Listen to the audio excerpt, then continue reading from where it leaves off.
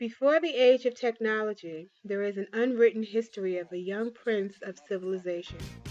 The deeds and heroic adventures that this hero has undertaken isn't recorded in any books or scripts of that time, but has been passed down through the ages from father to son. Here is the fabled tale of Prince Leo of York. Long ago, on the then icy face of the earth, there was a kingdom just starting out its reign to fame.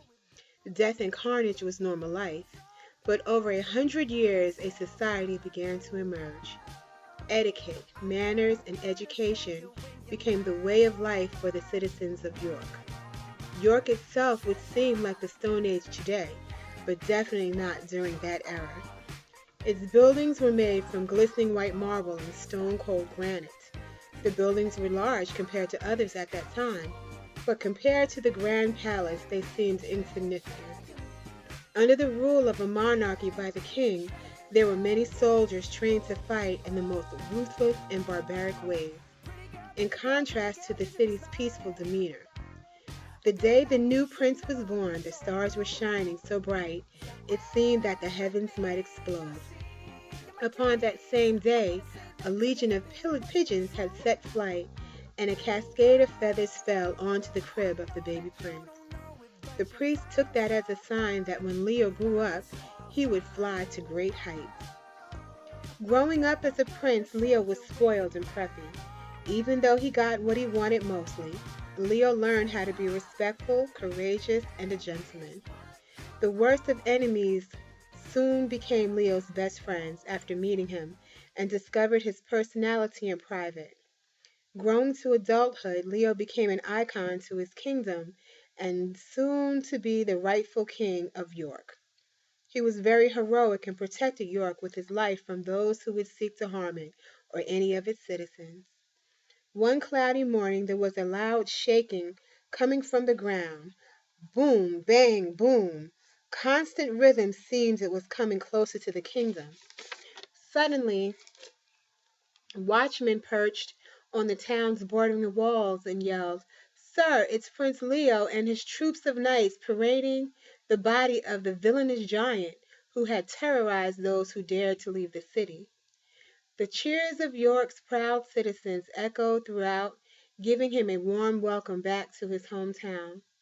All except a specific group of women, those at which he broke his heart, which was his flaw of his that most tried to keep in the back of their heads.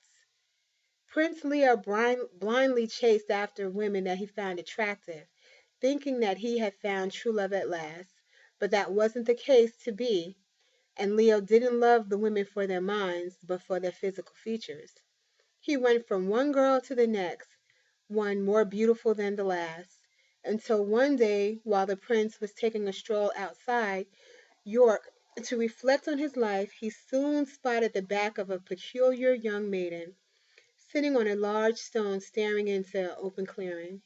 Piqued by his curiosity, the York prince steadily began to approach, in his case, his new potential victim. Leo kindly introduced himself to the woman as York's prince, as she turned around to introduce herself as Isabel Sully. Leo was so captivated by her beauty, but little did he know that he had a darker persona on the shadows. Isabel then hastily announced that she must attend duty. Even more intrigued, Leo requested that they meet again, the next day at the same spot, in which she kindly nodded. The very next day around the same time they met again and again, near the same clearing, and talked the day away, till eventually they began to date. However, one day, particularly cloudy, when Isabel joyfully skipped through the woods to meet Leo at their spot, she stopped in her tracks. The sight that made her do so was that of Leo with another lady, locking lips. A wicked banshee-like scream erupted through the forest, the sound wave strong enough to rattle the trees. The heartbreaker then fearfully turned toward his still girlfriend, along with the other maiden, eyes wide open. The enraged Isabel then spoke words that would seem out of a fairy tale. "For what you have done to me, I shall unleash a spell on not only you, but your little kingdom too. She then raised her arms and hands into the air and pronounced an incantation that would be foreign tongue to anyone else. Soon after, the dark atmosphere became worse as the skies darkened to an abnormal extent. All of a sudden, little sparkles of purple dust began to rain down over the whole area, which was inhaled by anyone who came in contact with it. Having no noticeable effects at first, Isabel then explains, I have just rained poison dust over you and your citizens, which will slowly wither away at your life forces until none is left. I can undo this spell I cast, but only if you pay the ultimate price for your mistake, death. Soon Leo and everyone around him, except for Isabel, began to feel very weak and soon had no energy to stand. The Prince of York had to make a decision, sacrifice himself or let everyone, including his citizens and himself around him, die.